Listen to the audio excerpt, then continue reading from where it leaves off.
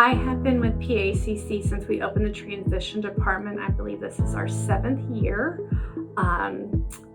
I recently was promoted to manager of the North Hills, but I am still a transition specialist. And what we do is work with students from different school districts individually on the transition section of their IEPs. So an IEP is an individualized education program, and it takes people that have deficits, whether that can be something like your intellect is very typical, but you have a visual impairment, or you have autism or Down syndrome, and there's different tests that they use to determine what is acceptable for you as far as growth goes.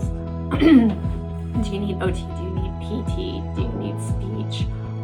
Do you need one-on-one support, like an aide with you all day? And so that follows the student, and it changes. They test and retest all the time. My son, for instance, has an IEP, and he keeps just exceeding and meeting his goals to the point of where we almost don't have an IEP anymore because some of these schools are so amazing with their programs. So the transition section of that starts at age 14, and right now it goes to the last day of their 21st birthday. So the day they're 22, there's no more school. So 14 is really pretty young to start a program, but they just maybe introduce you to the district's technical school at that point.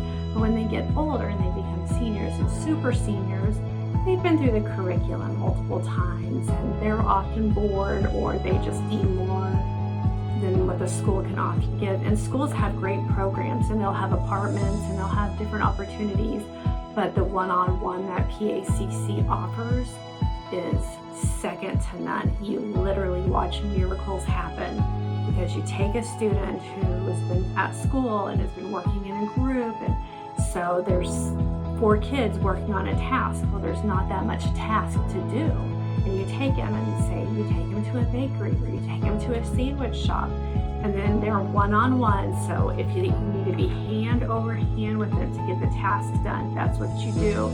And then you fade out as they become more and more independent. So how well someone does at a task and how involved you are changes per student, per task, per day.